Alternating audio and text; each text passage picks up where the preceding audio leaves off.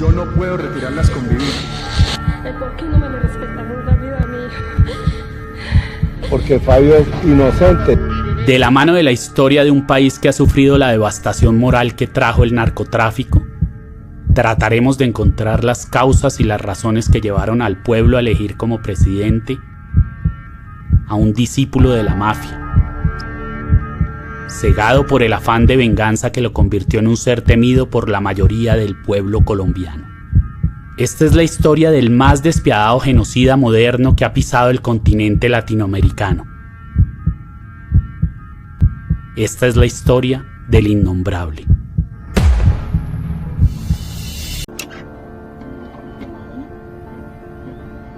Soy Daniel Emilio Mendoza, abogado y criminólogo colombiano, experto en derechos humanos y libertad de expresión. El periodista Gonzalo Guillén buscaba defensa ante una acción interpuesta por difamación. Los trinos del periodista contra este personaje eran muy encendidos. Matarife, asesino, mafioso, paraco. El de Gonzalo no era un hecho aislado.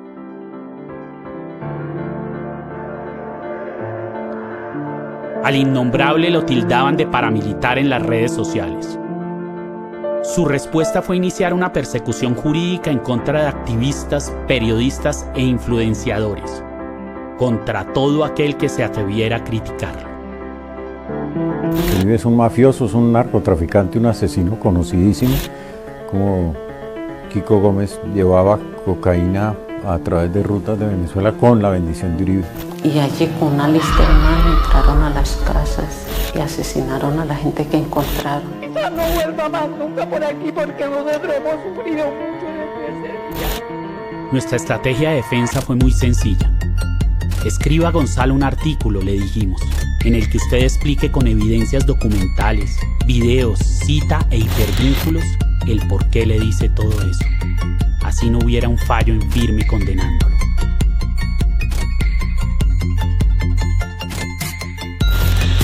La tutela la ganamos. Desde ese momento mi cliente y yo y todo Colombia quedamos autorizados para tratar de Matarife, paramilitar, asesino, corrupto y narcotraficante a este señor, el exgobernador de Antioquia, el 2 veces presidente, el senador resurrecto, Álvaro Uribe Vélez.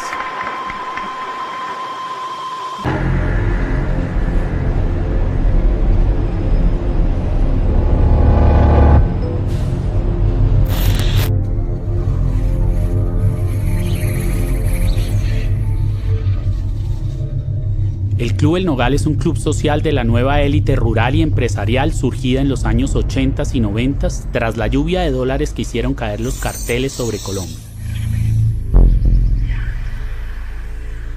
Algunos miembros de esta élite decadente aseguran que en ese lugar se planeaban masacres y organizaban cócteles en los que se recogían fondos de las AUC, Autodefensas Unidas de Colombia, cuando la consigna era limpiar con motosierra cualquier cosa que sonara a socialismo.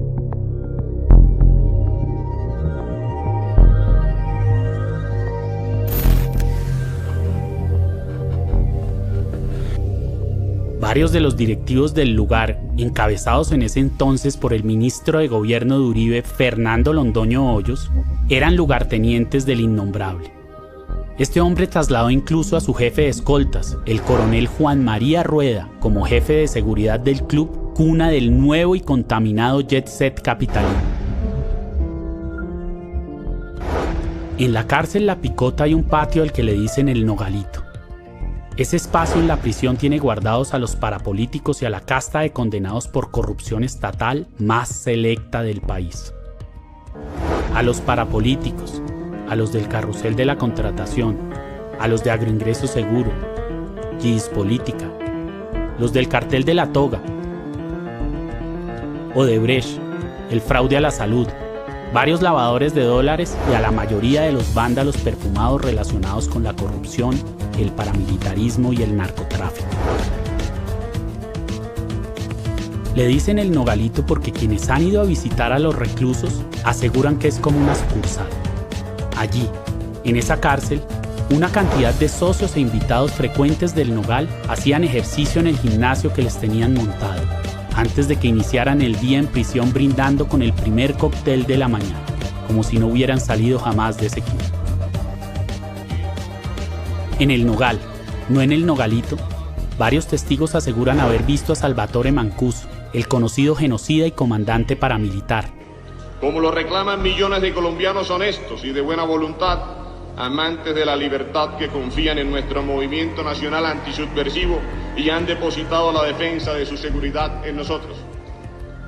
Que Colombia sea en nuestras mentes y en nuestros corazones el intento siempre vivo, siempre bello, de construir el paraíso entre los Andes y el mar. Muchas gracias, honorables congresistas. Muchas gracias, señoras y señores. Dios bendiga a Colombia.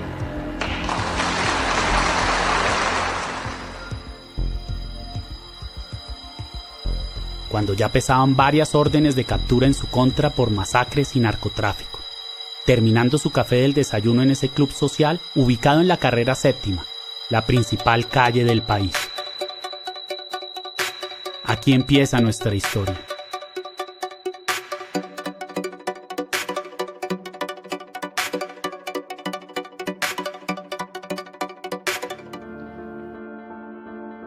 Klaus Roxin fue el genial tratadista alemán que revolucionó la ciencia del derecho criminal en los años 60. En la teoría clásica, para que el autor sea condenado, necesita tener una vinculación directa con el crimen. Es decir, si alguien mata a su esposa por dinero o por despecho, es culpable de feminicidio. Pero también si planea su asesinato, si contrata al asesino, o si sostiene a su esposa mientras otra persona la mata. Sin embargo, en las mafias y en los gobiernos criminales que se parecen tanto, existe una compleja estructura que hace que el crimen se ejecute y materialice de otra forma. Bajo el control operacional de la Junta Militar. Se recomienda a todos los habitantes el estricto acatamiento a las disposiciones y directivas que emanen de autoridad militar. ¿Podrían existir casos en los que una persona no ordena directamente un crimen, ni lo planea, ni lo ayuda a ejecutar? Por eso les rogamos a ustedes, son nuestra última esperanza. Por favor, ayúdennos, por favor, son nuestra última esperanza. Puede ser incluso que ni sepa que se hubiera cometido, pero aún así ser quien tiene el mayor grado de responsabilidad, pues domina los hechos de tal forma que todos los que participaron en la ejecución del delito hubieran podido haber sido reemplazados.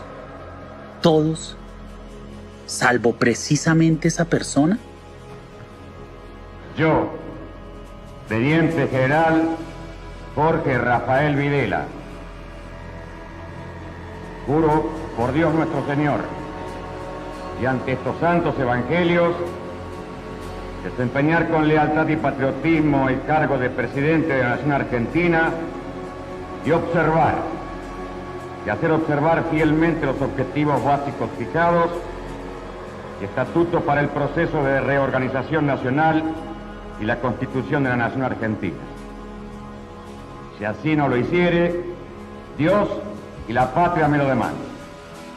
Gracias a Roxin y su doctrina jurídica de los aparatos organizados de poder, muchos genocidas alrededor del mundo han sido juzgados y condenados por crímenes de lesa humanidad.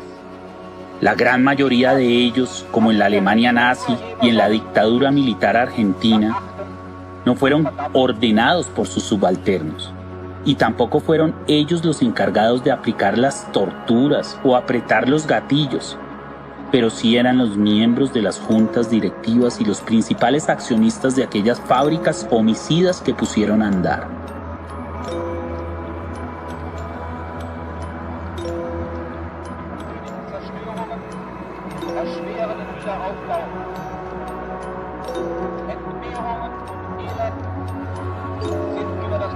Esta teoría sustenta la cuantiosa pena que merece el principal protagonista de nuestra historia, quien debe ser condenado por las miles de muertes generadas por la corporación criminal, fundada en asocio con el cartel de Medellín, el paramilitarismo y los grandes terratenientes colombianos.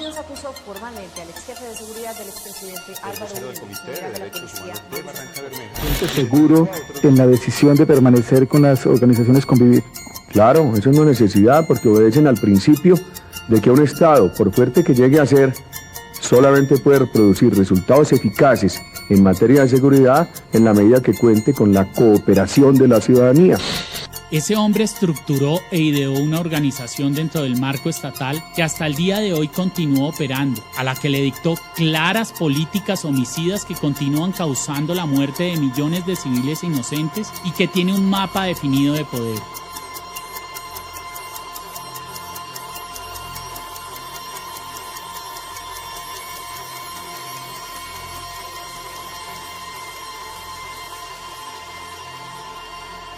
Estructurado jerárquicamente desde sus inicios y en el que todos los que lo conforman habrían podido ser reemplazados por otros. Desde los sicarios que avaliaban políticos de izquierda,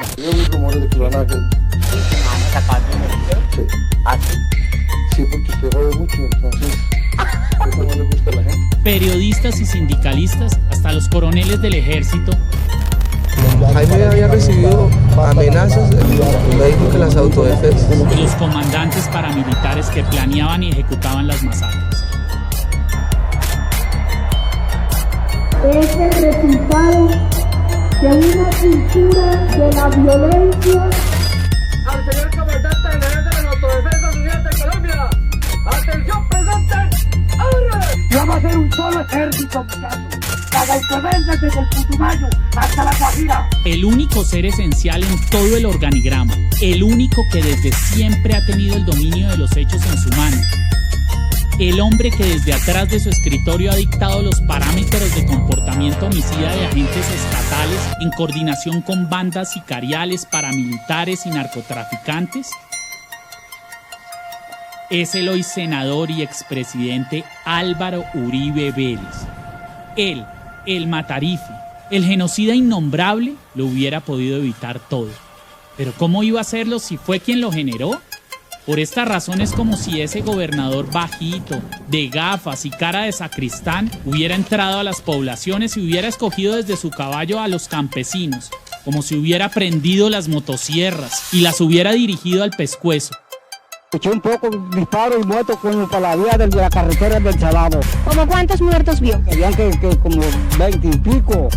Ayer, no sé hoy cuánto habrán, porque hoy habían también otros descartes para esos lados y nosotros salimos a la ligera. Como si al palo hubiera amarrado al papá junto al primogénito, hubiera caminado de vuelta a los 100 metros con el fusil terciado y hubiera alcanzado a escuchar el grito de dolor del campesino descamisado al ver cómo el primer impacto le desbarata el vientre a su hijo.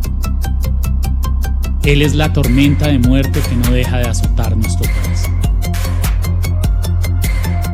El exceso de poder y dinero puede generar patologías en muchas personas. En la Colombia de los 80s, tras el flujo de dólares que ingresaron al país, la sociedad entera fue la que terminó convertida en un perverso sociópata. Las divisas de la mafia inundaron a Colombia, convirtiéndose en el energizante artificial que consumían todos.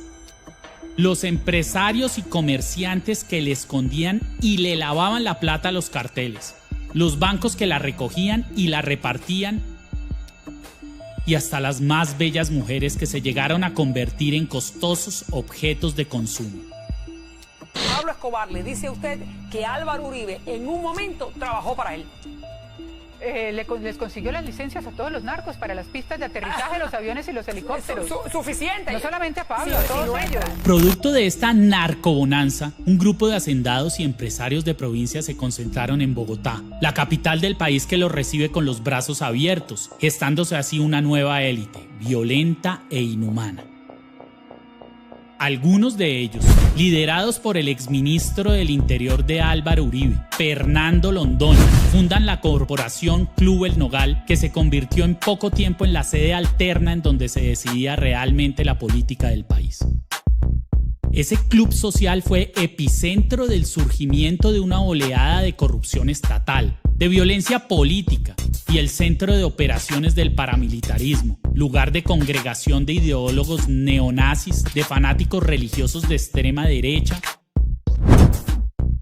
En doctor Alejandro Ordóñez Maldonado efectuó nombramientos de parientes de magistrados de la Corte Suprema de Justicia, órgano que lo postuló para su reelección.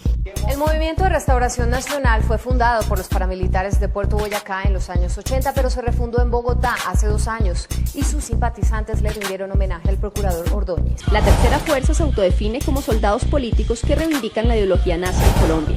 Con el lema Dios y Patria, profesan un profundo respeto por la religión y por las Fuerzas Armadas, idearios que comparten con el Movimiento de Restauración Nacional. Ambos sectores se reconocen ahora como defensores del procurador Alejandro Ordóñez. Jóvenes de Restauración Nacional, que estamos hablando de mi color en plato, que los felicito, porque ustedes son muy valerosos. Muchas gracias. Y especialmente el lugar preferido por el sector empresarial para llevar a cabo los negocios con que se lavaban los activos de los carteles del narcotráfico colombiano.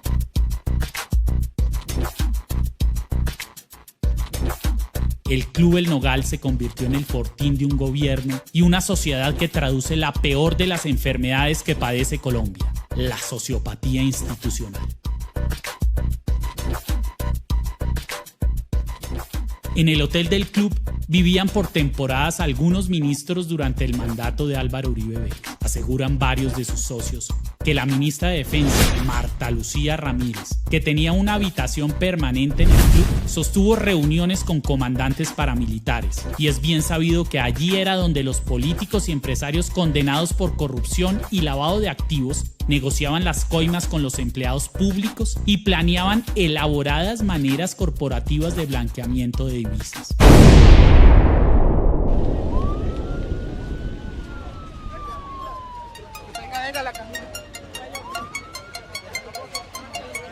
Ha quedado descartada la hipótesis de que podría haber sido una explosión accidental de las calderas.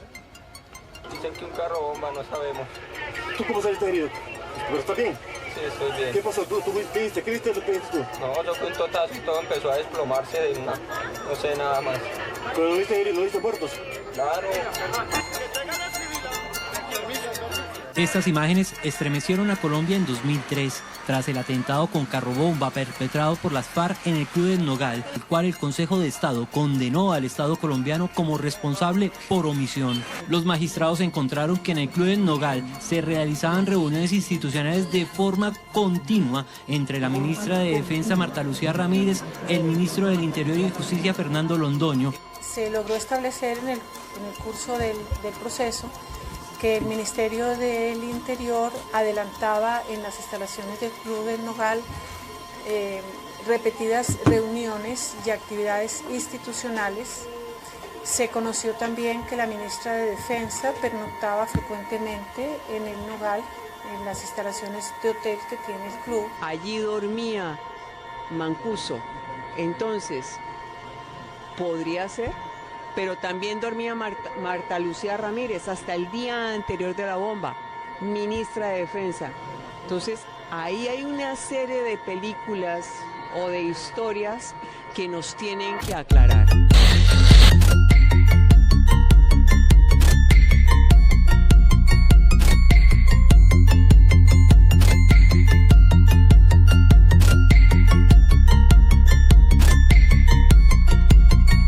Fundador, Fernando Londoño, fue después destituido e inhabilitado por la Procuraduría, dadas sus actuaciones oscuras, corruptas y fraudulentas durante el ejercicio de su cargo.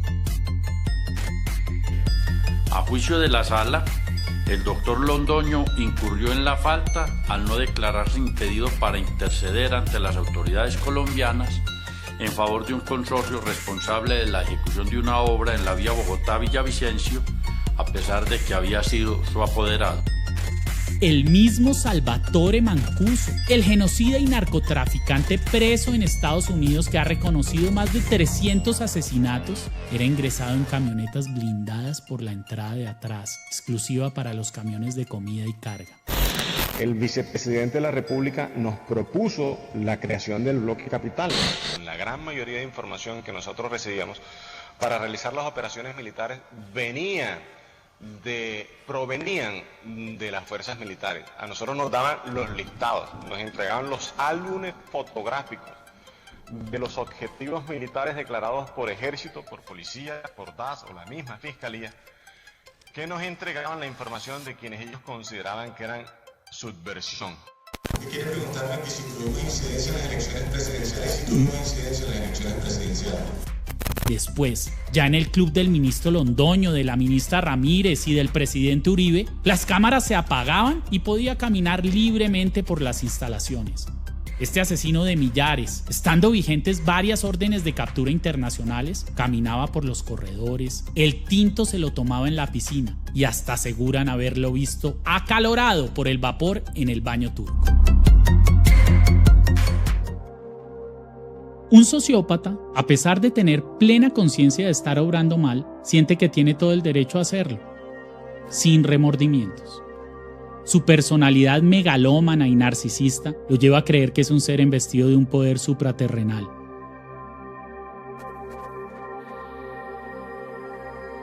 Que le permite el quebrantamiento de la ley si de alcanzar sus finalidades y autosatisfacción se trata.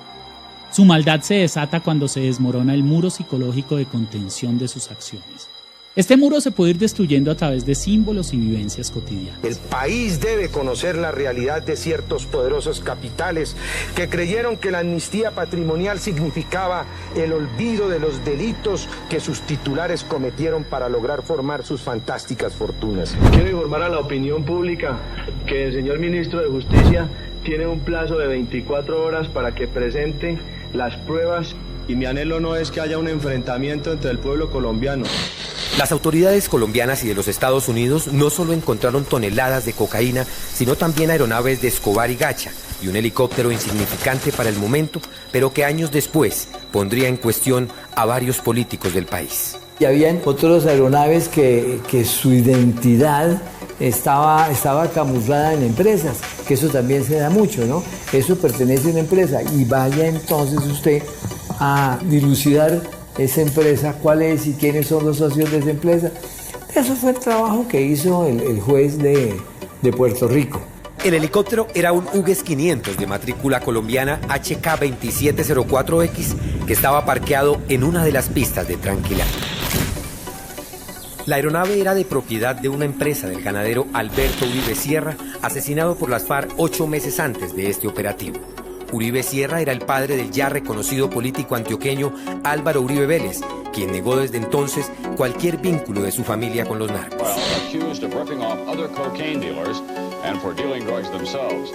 Miami is one of the principal branch offices for what can be called Cocaine Inc., a huge international business run by a relatively small band of smugglers operating out of Colombia. As NBC's Brian Ross reports tonight, this cocaine cartel in many ways is as sophisticated as a Fortune 500 company. En el momento en que yo encontré el helicóptero y las aeronaves, se entregaron. Y el helicóptero, si no estoy mal, estaba en ese momento perteneciendo a una empresa donde la familia Ochoa tenía injerencias. Por ejemplo, el hombre que nace entre la violencia puede sentir que el sicariato y el homicidio son conductas normales. Usted es totalmente bueno y piensa como bueno. Yo era totalmente malo, si lo quieren considerar que sigo siendo, yo pienso que los demás son malos, ¿sí me hago entender? Esa es la naturaleza de uno. Estábamos defendiendo una posición, la de Pablo Escobar. Para nosotros era un gran líder, era nuestro Dios. Si nosotros para matar a una persona que iba contra nuestro Dios teníamos que matar 1000 inocentes, no había ningún problema. No había ningún remordimiento. Yo estoy sentado hablando hoy con usted porque yo recapacité. Porque uno como asesino lleva un monstruo adentro. Ya el monstruo yo lo manejo, él no me maneja a mí. 30 de la noche del 30 de abril del 84, un pistolero a bordo de una motocicleta roja tiró del gatillo de una ametralladora Ingram y asesinó al ministro de Justicia, Rodrigo Lara. El parte médico de la Caja Nacional de Previsión dictaminó paro cardiorrespiratorio y 8 heridas. 2 en el cuello, una en el abdomen, otra en el tórax, una en el hombro izquierdo y las restantes en diferentes partes del cuerpo. Don Guillermo falleció por shock anémico o hemorragia interna. Expresidente, se cumplen el sábado 30 años del asesinato de Guillermo Cano y quería preguntarle si usted está dispuesto a rendir testimonio en la Fiscalía por sus conexiones con Luis Carlos Molina, que la familia Guillermo Cano ha pedido eso. La vida de un sociópata transcurre entre hechos que destruyen el muro que lo detiene frente a la capacidad de delinquir, la moral y la ética. Además de ser uno de los cabecillas del cartel de Medellín, está sentenciado a 16 años de prisión por ser el autor intelectual de la muerte del doctor Guillermo Cano. Los únicos enemigos son los que utilizan el terror, la violencia para acallar al pueblo colombiano, para intimidarlo o para asesinarle a sus más importantes protagonistas.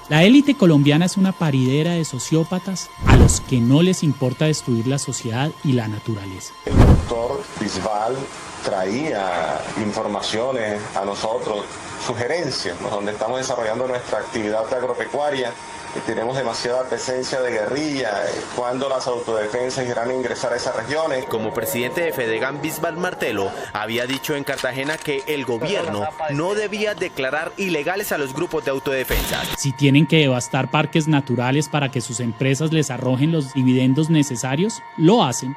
Si tienen que sobornar empleados públicos para ganar licitaciones, lo hacen. Si tienen que patrocinar una masacre para que les desocupen un territorio y puedan acabar con un monte entero para llenarlo de palma, lo hacen. ¿De dónde viene esa sociopatía? ¿Cuáles son los simbolismos que los afectan desde pequeños para que se conviertan en peligrosos enfermos mentales? ¿Cómo han afectado al pueblo que se empieza a rebelar ante el máximo representante de ese ejército de perturbados asesinos y corruptos? En Colombia, la fracción sana de la sociedad se está defendiendo de la carnicería física, moral y económica que continúa practicando en su contra un gobierno liderado por el sociópata llamado Álvaro Uribe Vélez. Los que dicen que quieren que Colombia vuelva a la normalidad, ojalá nunca volvamos a la normalidad. ¡Nunca!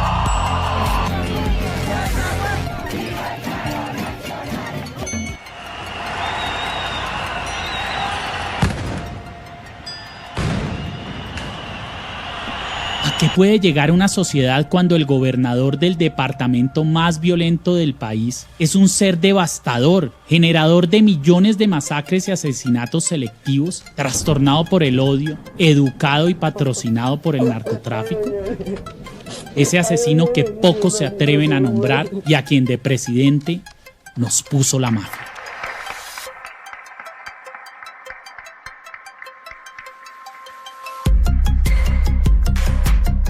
El primero que denunció al Matarife por mafioso fue el papá del presidente designado por el mismo Álvaro Uribe Vélez, Iván Duque Márquez.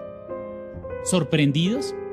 Pues así fue. Transcurría el año de 1981 cuando don Iván Duque Escobar, el papá, siendo gobernador de Antioquia, programó un viaje exclusivo para informar al presidente de la República, Julio César Turbay, que el joven Uribe, quien para esa época empezaba su carrera burocrática, era socio del cartel de Medellín y que, desde su cargo recién estrenado como director de la Aeronáutica Civil, repartía licencias de vuelo y autorizaba las pistas de las tantas aeronaves que subían y bajaban cargadas de cocaína.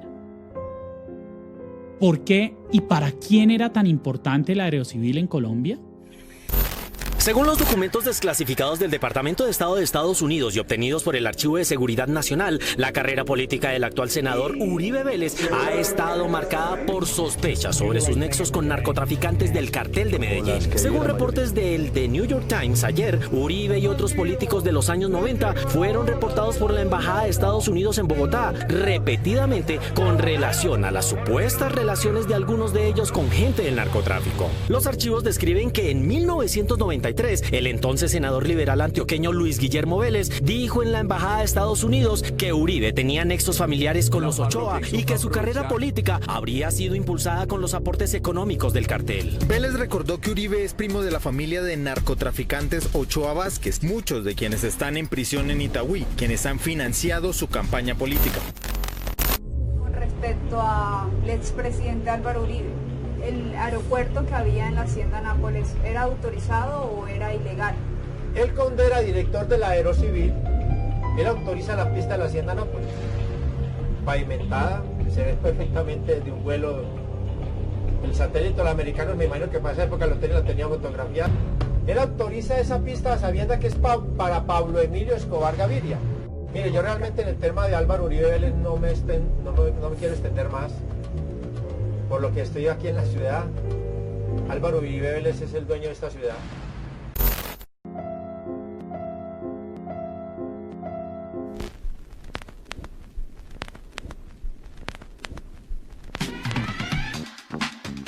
En los años 80, Estados Unidos vivía una de las mayores bonanzas económicas. La economía norteamericana estaba disparada y los jóvenes ejecutivos querían multiplicar las horas de cada día. La cocaína se convirtió en el elixir que estiraba la parranda norteamericana que parecía interminable. El cartel de Medellín, liderado por Pablo Escobar y por el clan de los Ochoa, como cualquier empresa en expansión, buscaba formas de comercialización de la cocaína que empezaba a ser requerida por aquella gran potencia. En sus inicios, en los años 70, el cartel tenía la pasta y los laboratorios para producir cocaína de la mejor calidad, pero no tenía muchos compradores ni quien la repartiera en el exterior. En los 80s esto cambió. Para esa época ya habían realizado alianzas internas que convirtieron a los Estados Unidos de Norteamérica en una inmensa nariz que todo se lo sorbía. El problema ahora era poner el producto en suelo norteamericano. Colombia era el principal productor de cocaína del mundo y no tenía las pistas aéreas suficientes que facilitaran la salida del producto y la llegada de esos miles de millones de dólares que traían de vuelta los aviones. Y una pista o una avioneta sin licencia de poco servía, pues la aeronave que fuera a subir o a bajar en ella estaba expuesta a que la interceptaran las autoridades.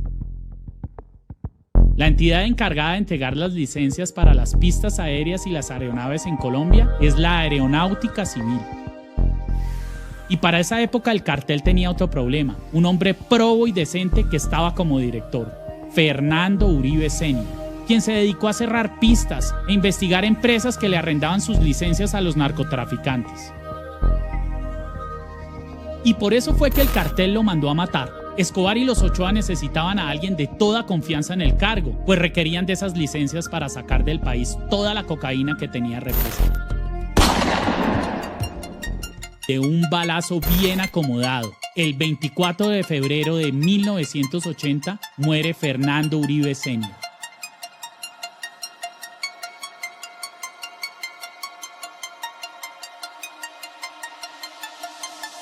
Quien lo sucede es un joven de 28 años, delgado, diminuto y gafufo, con cara de sacristán, a quien nadie conocía y que no sabían de dónde había salido.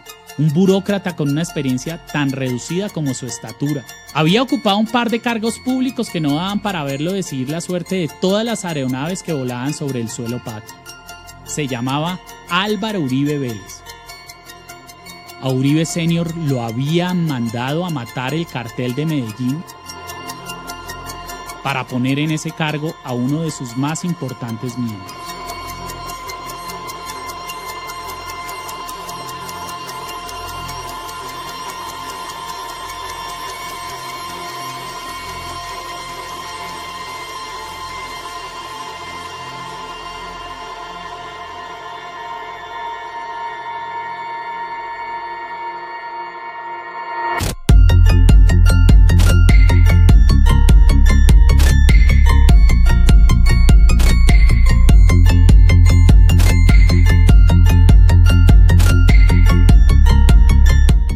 Más devastadora y cruel del planeta era la que en Colombia controlaba la totalidad de las operaciones aéreas del país.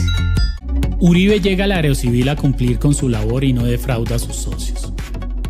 Entre pistas y aeronaves le otorga más de 200 licencias al cartel de Medellín, muchas de ellas asignadas a familiares y testaferros de Pablo Escobar y del clan de los Ochoa. Para que el narcotráfico se convierta en la gran amenaza para el país es los aviones. El narcotráfico en Colombia, digamos que tiene un punto de partida, un punto de quiebre, que es 1978 a 1989. Le otorgó a la hermana de Carlos Leder, el capo aviador y director en jefe de la flotilla de aviones del cartel, 2 licencias para los jets de lujo que lo transportaban. Al hermano de Gonzalo Rodríguez Gacha, el más sanguinario miembro del cartel, quien se preciaba de descuartizar personalmente a sus víctimas, le otorgó 5 licencias y a su primo otras 3. El cartel de Medellín tenía una flota aérea al servicio del narcotráfico, contada con la complicidad de la aeronáutica civil para las licencias de los aviones. A nombre de Juan Gonzalo Ángel, hermano del narcotraficante Guillo Ángel, terminó apareciendo otra licencia.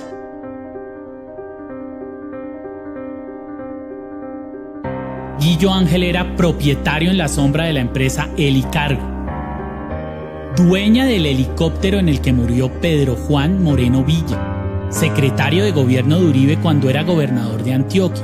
Accidente provocado, según varios periodistas, por el mismo Uribe. Don Berna habría dicho que el accidente en el que murió Pedro Juan Moreno no fue en realidad un accidente y que habría manos oscuras, manos criminales que habrían provocado ese accidente. Yo estuve en comunicación con don Berna, dice, Pedro Juan había sido muy cercano al entonces gobernador Uribe, quien después se peleó con Pedro Juan y ordenó la muerte de Pedro Juan. Recibo un cordial saludo sobre Pedro Juan Moreno. Lo conocí personalmente, ya que era un asiduo visitante de los campamentos de las autodefensas, concretamente de un sitio llamado 21, donde funcionaba el cuartel general de Carlos Castaño.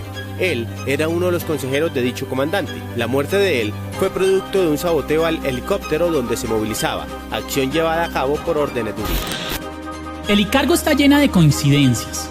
Es la empresa que contrata el gobierno uribista para transportar a los paramilitares desmovilizados.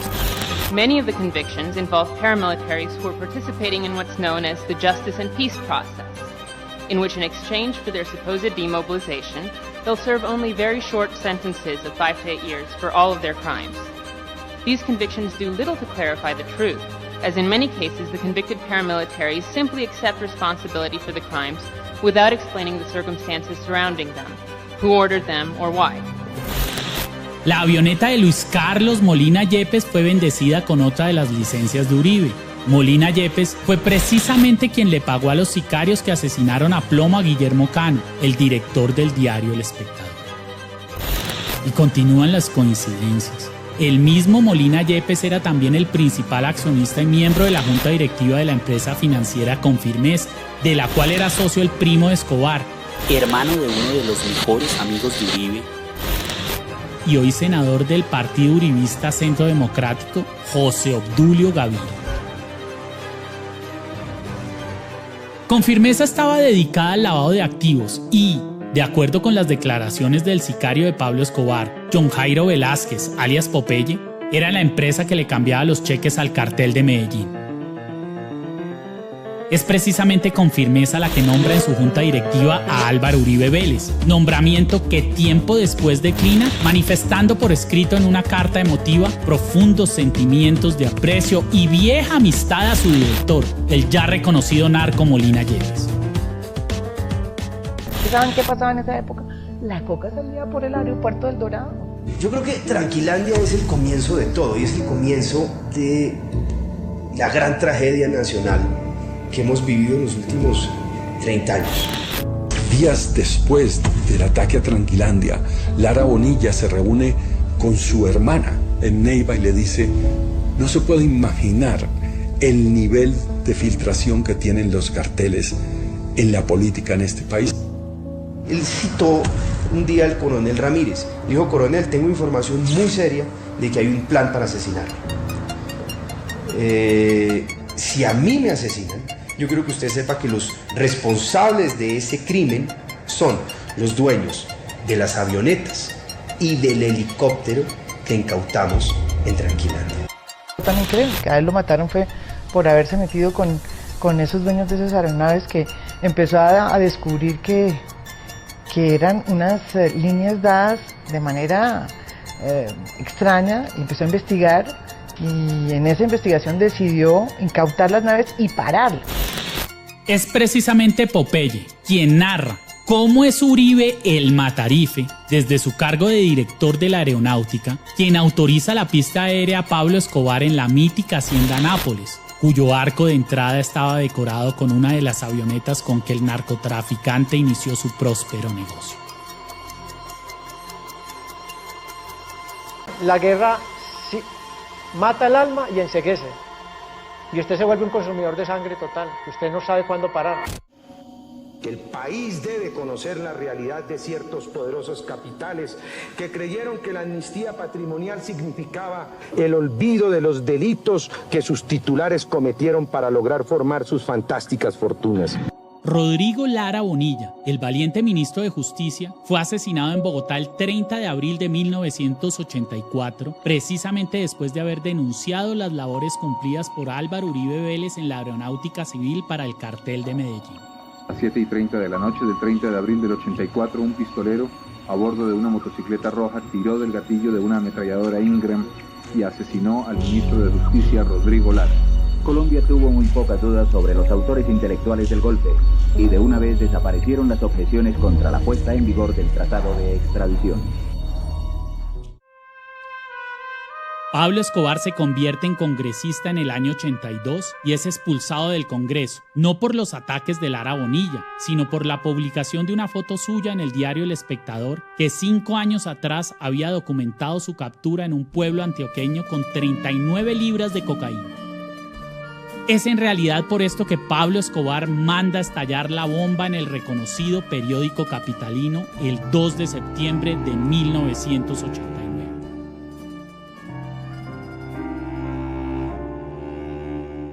El rencor de Escobar con Lara Bonilla no fue producto de su salida del Senado, sino de las denuncias que realizó de las actividades de Uribe Vélez en la aerocivil, dado que gracias a estas denuncias le revocaron muchas licencias al cartel. Vivimos inundados por el mundo electrónico de información y nosotros creemos que hay gente que debe presentar sus puntos de vista, porque hay lectores que les interesa esos puntos de vista. Lara Bonilla, aquel valeroso ministro que se metió con un cuchillo en la boca dentro de ese mar de tiburones, le aseguró a su hermana Cecilia que a él lo iban a matar los dueños de Tranquilandia.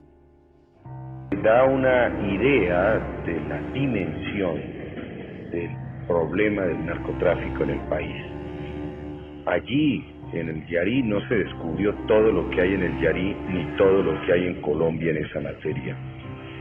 Sin embargo, su magnitud es tan grande que nos permite a nosotros presentarle al país una idea aproximada de lo que significa el tráfico de estupefacientes al interior de Colombia.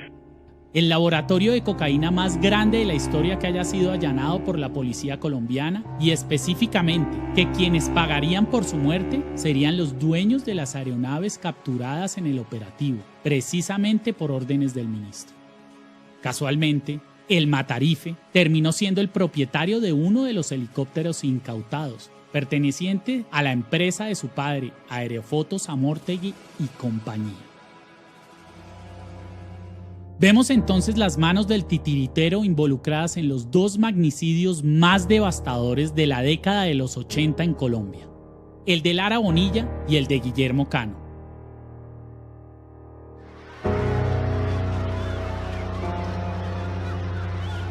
Pues no solo el cheque que compró su muerte salió de una empresa relacionada directamente con el Matarife, sino que el periódico mismo lo había acusado con su nombre y sus 2 apellidos, Álvaro Uribe Vélez, entre la lista de políticos que habían recibido mucha plata de los mafiosos.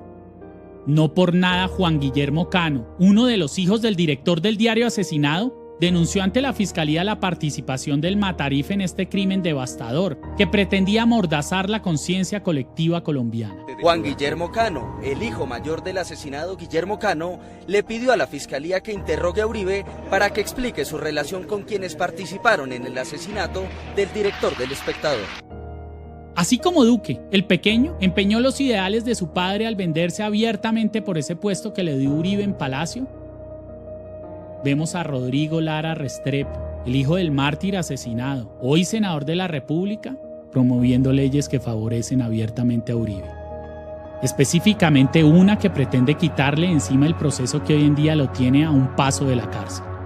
El senador Rodrigo Lara explicó su propuesta de extensión retroactiva del fuero presidencial para que los exmandatarios sean juzgados por el Congreso y no por la Corte Suprema. Es invitar a los colombianos a que pasemos la página ya.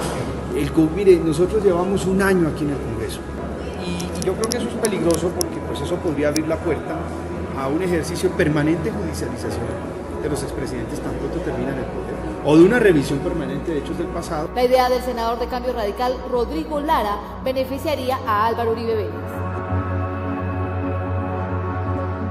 A ese proceso habrá de llegar esta historia que apenas comienza y que les mostrará de dónde viene este personaje megalómano y deslinderado que continúa haciendo correr ríos de sangre por el suelo colombiano. Frente al mismo ventanal en el que Mancuso tomaba su café, ubicado a 13 pisos de altura, junto al chapaleo de los niños en la piscina del Nogal, el clan mafioso de los Cifuentes Villa se reunía en las tardes con importantes empresarios de la élite bogotana y grandes hacendados terratenientes. Los hermanos Cifuentes Villa, a quienes las autoridades en Colombia han incautado bienes avaluados en más de 250 millones de dólares, entre ellas varias propiedades en Medellín, la costa atlántica y 2 acciones en el Club El Nogal de Bogotá. El Matarife mismo le consiguió la membresía al clan Cifuentes en el club a través de una de sus empleadas, Marta Medina, entonces cónsul de Colombia en Países Bajos. ¿Y cómo no iba a hacerlo? Si lo que Colombia pasó por alto es que los Cifuentes Villa son familiares directos de Álvaro Uribe Vélez. El presidente Juan Manuel Santos dio la orden de extraditar a Estados Unidos a Dolly Cifuentes, quien tuvo 2 hijos con el hermano del expresidente Álvaro Uribe, Jaime Alberto, fallecido en 2001. Junto con su hija Ana María Uribe, Dolly Cifuentes es señalada por fiscales de Miami y Nueva York como la principal lavadora de dinero de Joaquín El Chapo Guzmán, el máximo capo de la cocaína en México. Silvia, contra Dolly y Ana María, familiares del expresidente, cursan procesos por narcotráfico y lavado de dólares en las cortes de Miami y Manhattan. Aunque Ana María fue capturada, no hay rastros de su paradero en el sistema carcelario. Ana María Uribe Cifuentes, sobrina del expresidente Álvaro Uribe.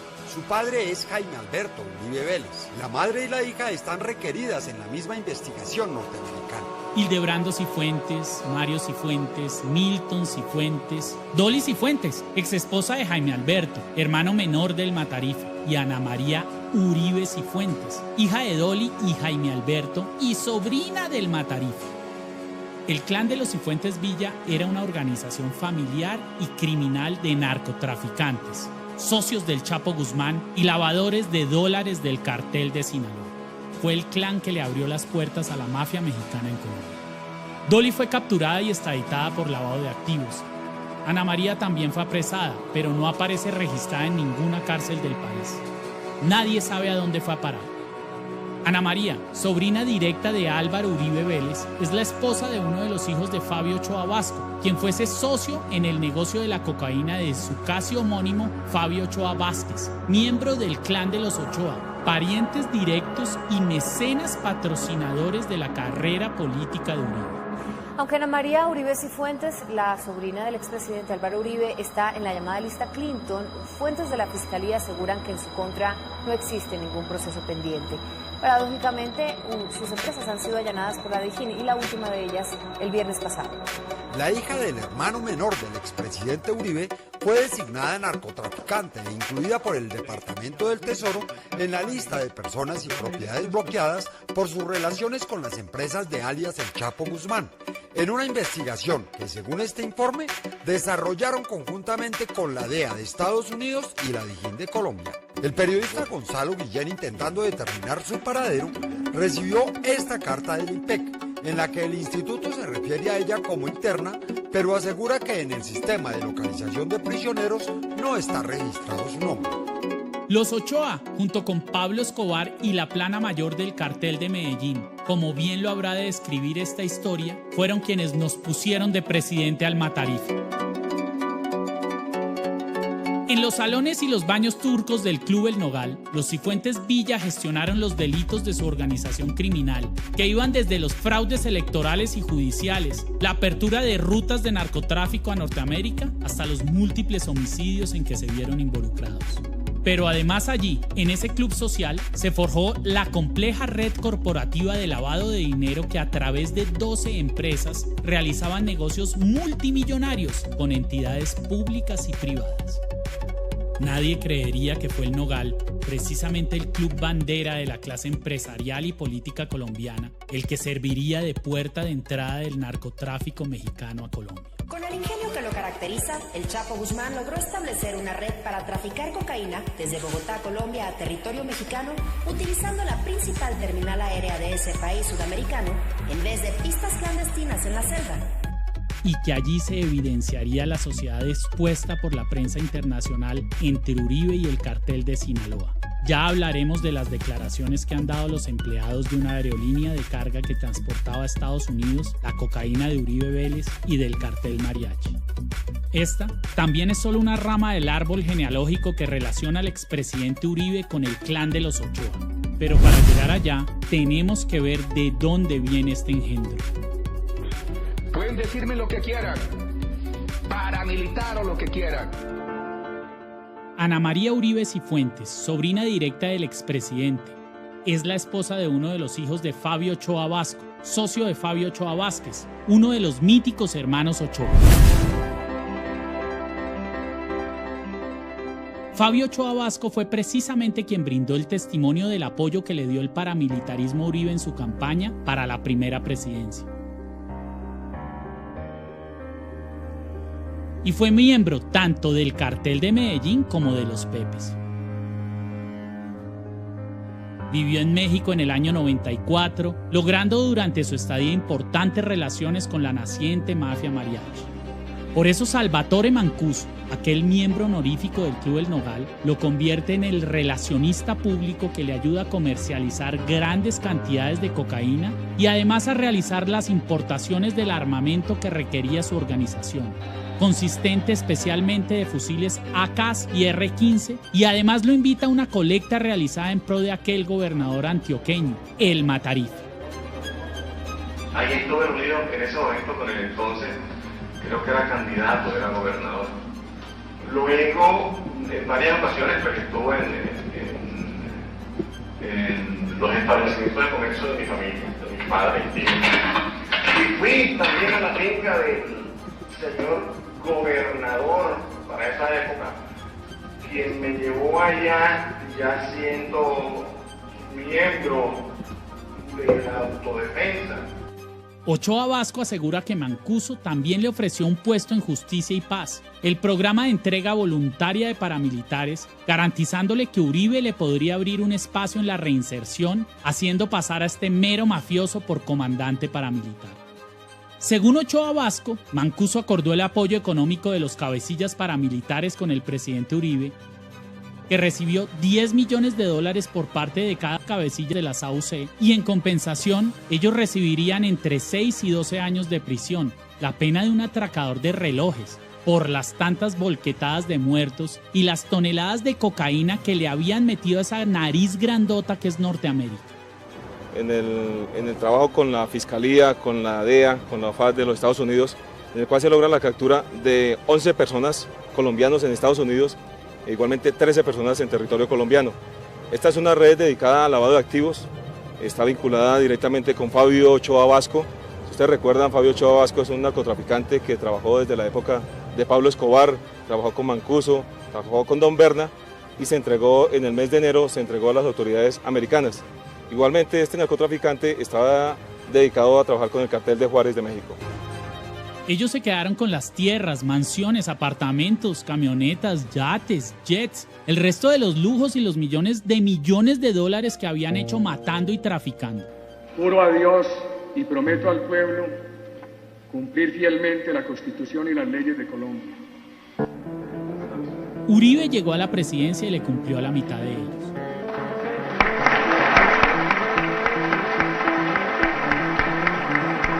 A los otros se les torció. Los llevó a entregarse a la justicia colombiana como borregos entrando a un corral para después vendérselos a los gringos. ¿O era él, el Matarife, aquel presidente que ya estaba reseñado por la DEA como uno de los mafiosos y estrategas más temidos del cartel de Medellín? ¿O eran ellos, sus mejores amigos, lugartenientes y socios narcoparamilitares? Yo lo que tengo es un interés de que el gobierno nacional cumpla los acuerdos y los pactos que hicimos en el proceso de negociación, porque yo no he incumplido ningún tipo de acuerdo. Uno de los acuerdos con el gobierno nacional era que en la medida que cumpliéramos con el proceso, ellos no nos extraditarían. De este trato, que hoy en día mantiene en la impunidad al expresidente, ya habrá tiempo para hablar. El eslabón perdido es nuevamente ese club empotrado en la carrera séptima de Bogotá, del cual también era socio Marco Antonio Gil alias El Papero, quien fuese capturado en septiembre de 2013, precisamente por ser parte de la organización criminal de exportación de cocaína del mencionado Ochoa Vasco. En el año 2009 se sometió a la justicia norteamericana Fabio Enrique Ochoa Vasco. Él se declaró culpable de los delitos de narcotráfico y allí entregó información que indicaba que las empresas del señor Marco Antonio Gil Garzón, alias El Papero, hacían parte de su organización de narcotráfico. Directamente relacionado con el clan Cifuentes Villa y específicamente con la sobrina y la cuñada de Álvaro Uribe Vélez, ficha de los carteles mexicanos y ex socio de Mancuso.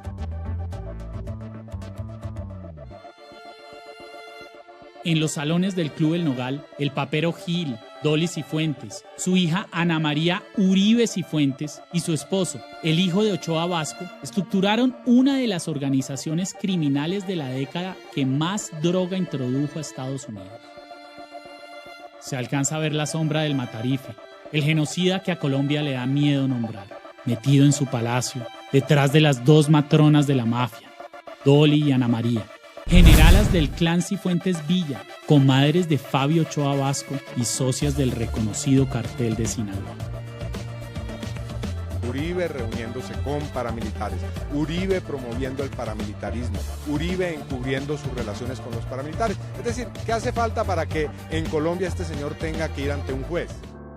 Cuando el padre Iván Duque golpeó las puertas de Palacio para denunciar la relación del Matarife con los mafiosos mientras era director de la Aerocivil, también le habló al presidente del vínculo genético que tenía Álvaro Uribe Vélez con el clan de los Ochoas. Fabio Ochoa, patriarca del cartel, en su libro llamado Mi vida en el mundo de los caballos, expone detalladamente a partir del negocio de los caballos de paso fino en Colombia cómo el tronco del árbol genealógico de Uribe Vélez era el mismo del que provenían los Ochoa. Así es como el viejo Fabio, que habla del Matarife como un joven chalán muy estudioso de talla presidencial, también habla de su parentesco con el clan Ochoa, proveniente de los Vélez González, los Posada Vélez, los Vélez Vélez y por supuesto también de los Uribe Vélez.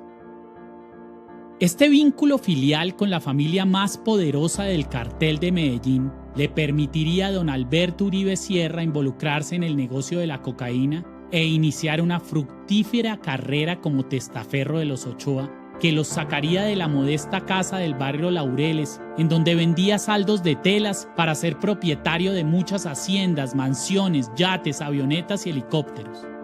De los helicópteros ya habrá tiempo para hablar. Recordemos la descendencia que dejó Uribe Sierra. Santiago, investigado y procesado por ser el creador del grupo paramilitar Bloque Metro y por ser el autor intelectual de la masacre del Aro.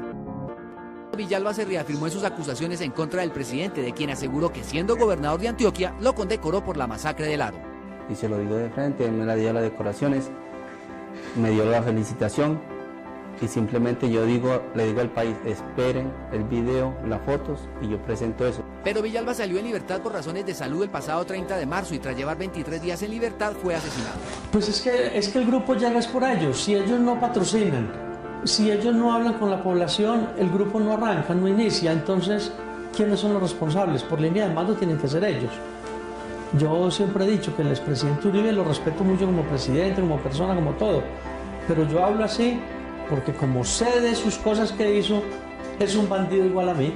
El grupo paramilitar estaba conformado en su esencia, en su parte nivel alto, eran el señor Álvaro Vázquez, que era un ganadero de la región, habían unos señores de apellido Botero que cultivaban papa, y su líder principal, que era Santiago Uribe Vélez. Jaime Alberto, esposo de Dolly Cifuentes, del clan de los Cifuentes Villa y socia del Chapo Guzmán y extraditada a los Estados Unidos, con quien tuvo a su hija Ana María Uribe Cifuentes, sobrina del expresidente Uribe, también capturada por narcotráfico. Y Álvaro, el Matarife. El clan Ochoa se convertiría así en el patrocinador económico de don Alberto y en el mentor político de Álvaro Uribe. Desde ese momento, el nexo entre la política y la mafia colombiana se proyectaría hasta alcanzar la cumbre.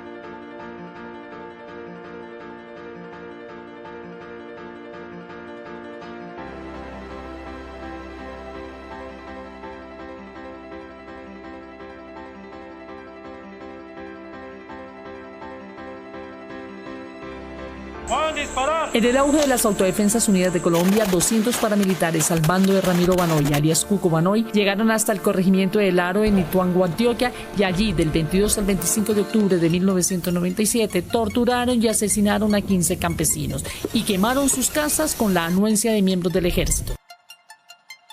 Aquí el delito de fondo, ¿cuál es? Que aquí hay unos delitos de lesa humanidad. Aquí hay unas masacres, hay unas desapariciones. Aquí hay conformación de grupos de autodefensa donde él es responsable. Él lideró esos grupos. Como lo he dicho yo, el expresidente Álvaro Uribe fue nuestro referente. Fue nuestro referente desde su plataforma política e ideológica. Fue nuestro referente para nosotros avanzar en la represalia que nosotros tuvimos contra las guerrillas marxistas en Colombia. Al Matarife lo parió la mafia. En ella creció y ella lo educó. Los pasos que ha dado en su vida son los que daría el miembro de un cartel cumpliendo las labores que le exige su organización. Como todo mafioso, siempre ha estado rodeado de bandidos, y como todo capo, él ha sido el más peligroso de todos ellos. En la aeronáutica civil, César Villegas, alias El Bandi, su mano derecha en la oficina de planeación, le serviría no solo como vocero de los miembros del cartel que necesitaban tramitar las licencias de las pistas y las aeronaves que transportaban diariamente cocaína, sino como partner de las empresas que necesitaba para lavar su dinero.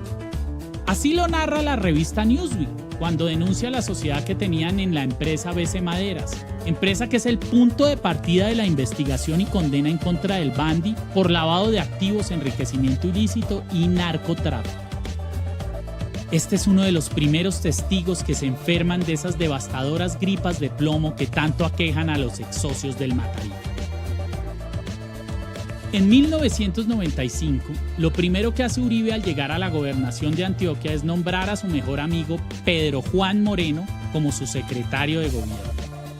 Moreno, reconocido por sus vínculos estrechos con narcotraficantes y con los aún nacientes grupos paramilitares, cumple las mismas labores que cumplía el Bandi en la Aerocivil.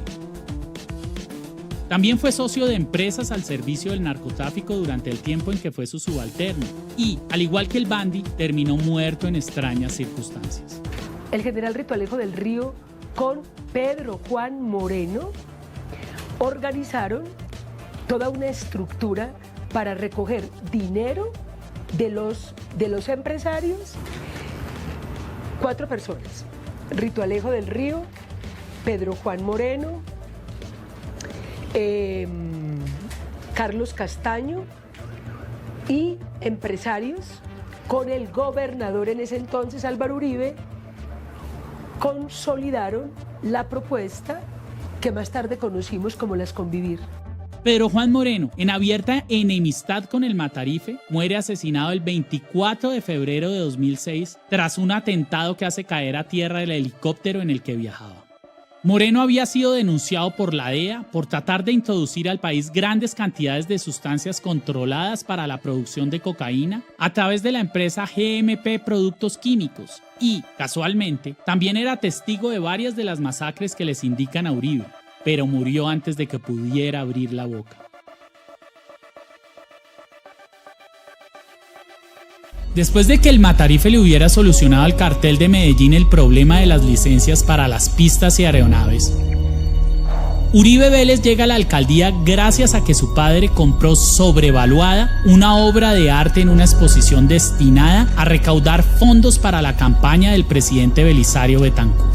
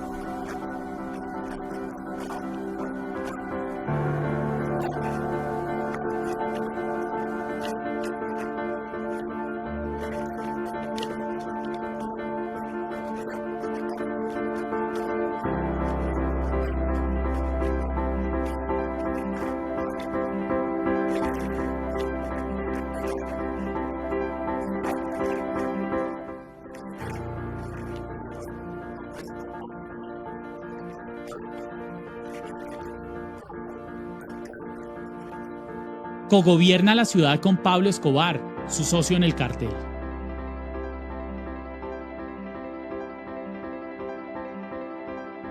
Colabora intensamente con la Fundación del Capo, Medellín sin tugurios, y se hace evidente y pública la vinculación del mandatario con el narcotráfico.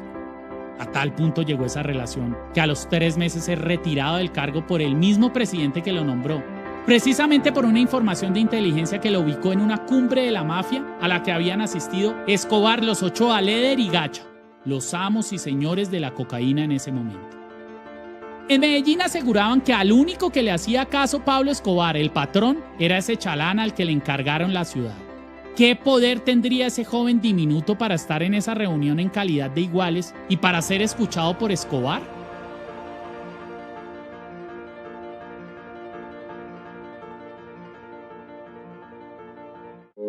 El 14 de junio de 1983 ingresa un comando guerrillero armado hasta los dientes a la hacienda Guacharacas. Horas antes, el padre del Matarife, don Alberto Uribe, propietario de la hacienda, había aterrizado en su helicóptero con sus 2 hijos, Santiago y María Isabel, mientras su hijo Álvaro, quien para esa época coadministraba la ciudad de Medellín con Pablo Escobar, presidía una reunión en su despacho de la alcaldía. Cuenta el capitán Bernardo Riveros, quien piloteaba el aparato ese día, que cuando llegó la guerrilla, don Alberto decidió hacerse matar y enfrentar a tiros a la decena de hombres armados con fusiles de largo alcance. Un tiro en el pecho y otro en la cabeza lo acostaron para siempre en la terraza de la casa solariega.